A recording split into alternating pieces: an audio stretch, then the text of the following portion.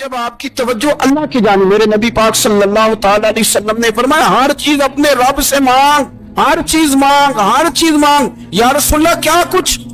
میرے محبوب نے فرمایا تیرے گھر میں نمک بھی ختم ہو جائے تو وہ بھی اپنے رب سے مانگا کر، تو مانگنا وہ تجھے دے گا، تو اس کی بارگاہ میں کشکول طلب دراز کو کرنا۔ اور ترمذی شریف میں عجیب لفظ ہیں، رسول کائنات نے فرمایا، رب کریم فرماتا ہے جب میرا بندہ ہاتھ اٹھاتا ہے نا تو مجھے حیا آتی ہے کہ میں خالی کیسے لوٹا دوں اس کے۔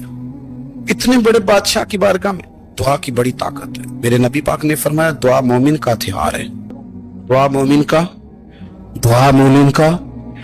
حضور نے فرمایا تقدیر کو سوائے دعا کے کوئی چیز نہیں بدل سکتی۔ دعا مومن کا ہتھیار ہے، یہ کافر کے پاس کوئی نہیں، یہ ہتھیار ہے مومن کا۔ اللہ کرے آپ کو سمجھ آئے، پھر سنیں، کئی بار کہہ چکا ہوں یہ ہتھیار ہے۔ کافر کے مقابلے میں جو تیرے پاس سب سے بڑا ہتھیار ہے وہ دعا ہے۔ دعائیں کرانی چھوڑ دی، کرنی چھوڑ دی، لینی چھوڑ دی۔ حضرت سیدنا انس بن مالک رضی اللہ تعالیٰ عنہ فرمایا کرتے تھے میں نے وہ رنگ دیکھا ہے جب حضور دعا مانگتے تھے اور حضور کی مقدس آنکھوں میں آنسو بھی ساتھ ہی بہا کرتے تھے، میں نے وہ انداز دیکھا ہے۔ بھائی اپنا مصلی کا، عبادت کا، وظائف کا، اللہ اللہ کا سلسلہ اس کو مضبوط کرے، اپنی دعائیں کے تعلق کو مضبوط کریں۔ دعائیں بڑے انقلاب برپا کر دیتی ہیں۔ ہم تھوڑے تھوڑے نا جب سے خشک ہوئے ہیں نا، خشک، اور میری تو جماعت ہی صوفیاء کی جماعت تھی، ہم تو داتا علی اجمیری کی جماعت سے، ہم تو خواجہ اجمیری کی جماعت سے، ہم تو شیخ احمد فاروق سرہندی کی جماعت سے، ہم تو صوفیاء کی جماعت۔ ہماری جماعت نے بھی وہ تعلق جو ہمارے بزرگوں نے بنایا، بزرگ اللہ کے قریب کیسے جاتا ہے؟ ہمارے یہاں نا بہت سارے لوگ کہتے ہیں جی نظر ہو گئی تو کام ہو گیا۔ بھائی جو بخاری مسلم میں طریقہ ہے نا اللہ کا قرب پانے کا وہ تو نفل ہے۔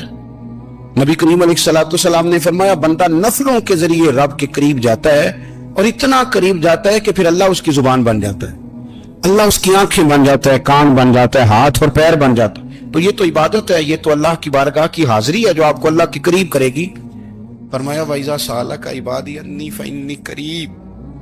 محبوب جب میرے بندے آپ کی بارگاہ میں آ کے میرے بارے میں پوچھے نا تو ان سے کہہ دینا میں ان کے قریب ہی ہوں، قریب ہی ہوں۔ دلیل کیا ہے؟ یہ جب بھی مجھ سے دعا مانگیں گے میں ان کی دعاؤں کو قبول فرماؤں گا، میں ان کے قریب ہوں، میں ان کے قریب ہوں۔ یہ جب بھی دعا مانگیں گے نا میں قبول کروں گا، میں ان کے قریب۔ اللہ تبارک و تعالیٰ کے بندے اللہ سے محبت کرتے، رب کی بارگاہ میں جھکتے، اس کو اپنے دکھ سناتے، اس کے پیارے محبوب صلی اللہ تعالی علیہ وسلم کا وسیلہ لے کے اس کے حضور حاضر ہو جاتے، پیشانیاں سجدوں سے روشن ہوتی۔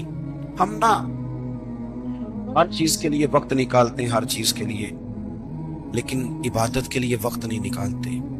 ہر شے آباد ہے، ہر شے، ہماری فیس بک بھی آباد ہے، واٹس ایپ بھی آباد ہے، ہمارے ٹویٹر بھی آباد ہیں، ہماری ہر چیز آباد ہے۔ سب سے کم آباد ہمارا مصلی رہ گیا ہے، سب سے کم۔ وہ لوگ اب ڈھونڈنے سے ملتے ہیں جن کی بغل میں مصلی ہوتا تھا۔ میرے بھائی آپ کتنا کو دنیا کے پیچھے بھاگو گے تھکا دے گی، کتنا دولت کے پیچھے بھاگو گے تھکا دے گی۔ آپ جب اپنی زندگی میں جمع تفریق کرو گے نا تو مرتے وقت احساس ہوگا کہ سارا کچھ تو لوگوں کے لیے کیا، اپنے لیے تو کر ہی کچھ نہیں سکے۔ اور ہم عبادت کے معاملے میں بہانے بازی بھی کرتے ہیں۔ ہم کہتے ہیں اوہو رزق کمانا بھی تو عبادت ہی ہے نا، تو میں حلال روزی کے لیے جا رہا ہوں، یہ بھی تو عبادت ہے نا۔ میری طرح کے لوگ کہہ دیتے ہیں کہ میں سویرے اٹھ کے مدرسے میں کچھ اسباق دیکھتا ہوں تو یہ بھی تو عبادت ہے، میں بیان کرنے کے لیے مطالعہ کرتا ہوں تو یہ بھی تو عبادت ہے نا، اتنے لمبے سفر کر کے ملک میں دنیا میں گھومتا ہوں تو یہ بھی تو میں عبادت ہی کر رہا ہوں۔ اب اسپیشل نفلوں کے لیے وقت کس طرح نکلے، اسپیشل کر کے تسبیح میں کیسے چلاؤں، میں سارا کچھ ہم بہانے بنا لیتے ہیں نا۔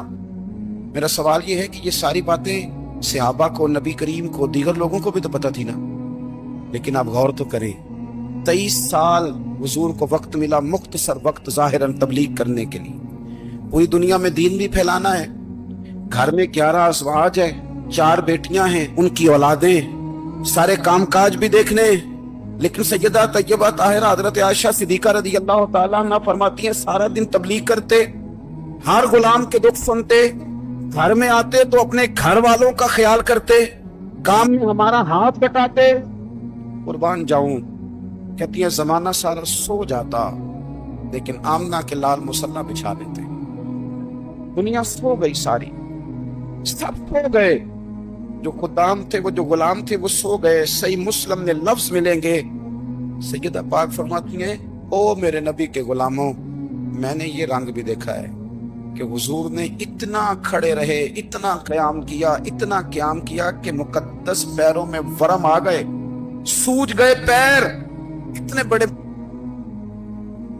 दिल पे हाथ रख के नहीं बता सकता कि मेरे कभी नमाज में पैर सूज गए, कोई नहीं बता सकता। बच्चों की रोटी कमाते थक गए, बात अलग है।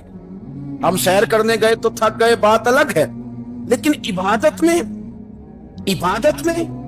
ये भी तो मुस्लिम शरीफ है ना, ये भी तो दीन है ना, ये भी तो हुजूर की सुन्नत है, ये भी तो वो चीज है जो करीम की आंखों की ठंडक है। सैयदा फरमाती है पैरों में वरम आ गए। सारी रात ही हुजूर ने नमाज पढ़ी और एक ही आयत बार बार दोहराई। मस्जिद नबी में बिलाल हबशी ने फजर की अजान दे दी और हुजूर अभी मुसल्ले पे थे। करीम फारिग हुए, मैंने अर्ज की, या रसूल अल्लाह सल्लल्लाहु अलैहि वसल्लम, आपके तो सदके अल्लाह अगले पिछलों के गुनाह माफ करेगा, तो आप इतनी आगोजारी क्यों फरमाते हैं? आप तो शफी हैं, आप तो अंबिया के इमाम हैं। हुजूर ने फरमाया, आयशा तुमने गिनवाया है ना मेरे अल्लाह की मुझ पर कितनी रहमत है।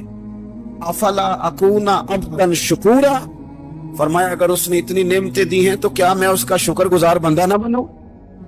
मैं शुक्रगुजार बंदा ना बनूं उसका? फिर अगर इतनी नेमतें उसने दी हैं, मुझे इतना नवाजा है, तो फिर मैं उसके सामने सजदे ना करूं? ओ मेरे भाई, बड़े काबिल फख्र लोग हैं हम कि हम नबी पाक के गुलाम हैं। हम काबिल फख्र हैं कि नबी करीम के गुलाम हैं। क्या कभी इस गुलामी के शुक्राने में भी दो नफल पढ़े? या अल्लाह तेरा शुक्र है तूने हमें हुजूर का गुलाम बनाया। याद रखें कि अपनी रूहानी जिंदगी को आबाद करें, इस्तिग़फ़ार पढ़ें, तस्बीहात करें। हजरत अब्दुल्ला इब्न उमर रज़ी अल्लाह तआला अन्हु, हजरत उमर के साहिबजादे, मक्का मुकरमा में उनकी खबर है। मैंने जब उन्हें पढ़ा तो मुझे उनसे बड़ा प्यार हो गया। लेकिन आपको पता है वहां जाके किसी शख्स का मजार तलाश करना या पूछना एक मुश्किल काम होता है। तो एक दफा मैं मक्का शरीफ में हाजिर था, तो एक गाड़ी वाला ड्राइवर मुझे कहने लगा कि मौलाना मैं आपको जानता हूँ, मुझे आपसे मोहब्बत है, एक बात बताऊँ आपको। मैंने कहा बताओ। कहने लगे हज़रत अब्दुल्ला इब्न उमर की कब्र देखनी है। मैंने कहा ये तू नहीं कह रहा, ये किसी ने बंदोबस्त कराया है, ये अल्लाह ने तेरे दिल में बात डाली, ये हो गया तू ले चल मुझे। हजरत अब्दुल्ला इब्न उमर को नबी पाक ने फरमाया राजुल सालिह, ये नेक बंदा है, ये मुत्तकी आदमी। अब्दुल्ला इब्न उमर रज़ी अल्लाह तआला अन्हु सैयदना फारूक आज़म रज़ी अल्लाह तआला अन्हु के साहिबजादे हैं और इनकी हमशीरा सैयदा हफ्सा रज़ी अल्लाह तआला अन्हा हुजूर की ज़ौजा मोहतरमा। एक दिन अपनी हमशीरा से कहने लगे कि नबी करीम सल्लल्लाहु तआला अलैहि वसल्लम घर में आए ना, और अगर हुजूर गम उम्मत में परेशान ना हो, तबीयत को हशाश बशाश देखो, तो जरा पूछना तो सही हुजूर का मेरे बारे में क्या है, पूछना तो सही कि करीम की बारगाह में मेरा क्या मकाम है, मेरे बारे में हुजूर क्या फरमाते हैं। अब बहन को काम बताए और बताए भी भाई, और बहन वो काम ना करे, ये तारीख में होता नहीं।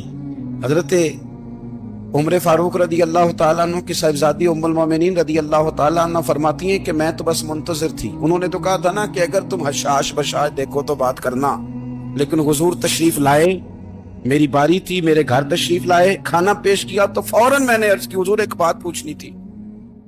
हुजूर ने फरमाया पूछिए। मैंने अर्ज की हुजूर मेरे भाई अब्दुल्ला इब्न उमर के बारे में आपका क्या ख्याल है? नौजवानों मेरी बात पे गौर करना, मेरे भाई के बारे में आपका क्या ख्याल है?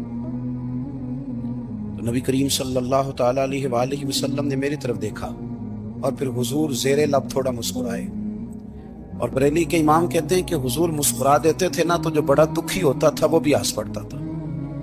अब सवाल पैदा होता था कि फिर तो उस मुस्कुराहट के लिए इंतजार करना पड़ता होगा कई कई महीने के हुजूर मुस्कुराएं तो रोने वाले हंसे। तो आला हज़रत फरमाते नहीं, इंतजार नहीं करना पड़ता, ये मुस्कुराते रहना तो हुजूर की आदत है।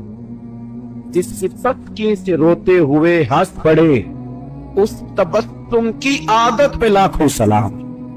ये तो आदत है हुजूर की मुस्कुराते रहना, इसके लिए इंतजार नहीं करना पड़ता। भाइयों आप ख्याल रखेंगे, गौर करेंगे।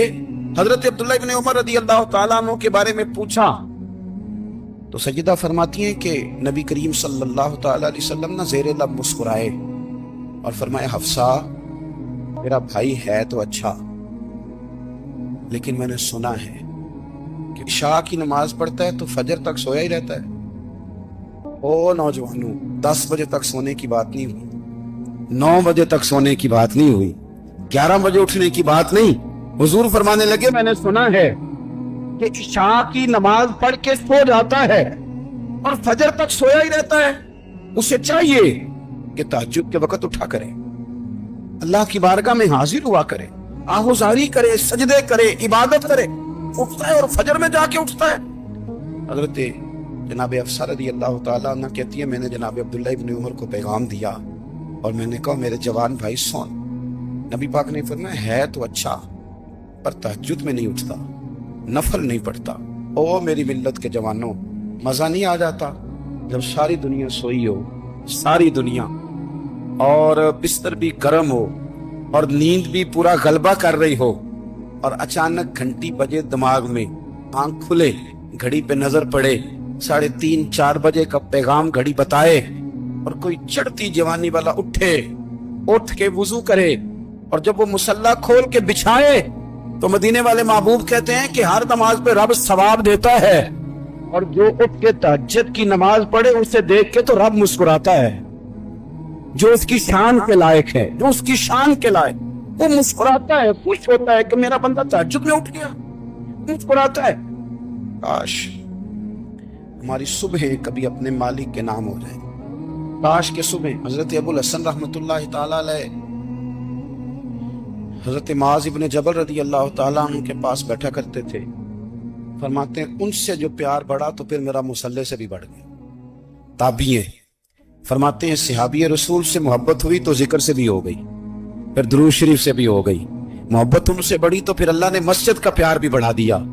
آپ فرماتے ہیں کہ میری ہر وقت طبیعت چاہتی تھی کہ بس اللہ اللہ کروں، بس اللہ اللہ کروں، بس نہ میں ذرا تھوڑی جان چھڑاؤں لوگوں سے، کو 10 منٹ ملے تو میں کچھ 4 نفل پڑھ لوں، میں تھوڑا سا نہ بچوں لوگوں سے، اور مجھے تسبیح ملے تو میں نہ کچھ 400-500 دفعہ استغفار پڑھوں، سبحان اللہ، الحمدللہ، اللہ اکبر، لا حول ولا قوت الا باللہ، میں نہ تسبیحات پڑھوں۔ فرماتے ہیں کہ بچے تھے گھر میں 6-7، غربت تھی، کام ملتا کوئی نہیں تھا، میں کام چور نہیں تھا، کام ڈھونڈتا تھا، پر اللہ کی قدرت کے کام نہیں ملتا تھا۔ فرماتے ہیں کہ میں نے ایک دن اپنی اہلیہ سے کہا کہ آج میں پھر جاتا ہوں کام ڈھونڈنے، تو میری بیوی بڑی فرما بردار تھی، پر اس دن نہ غربت کے ہاتھوں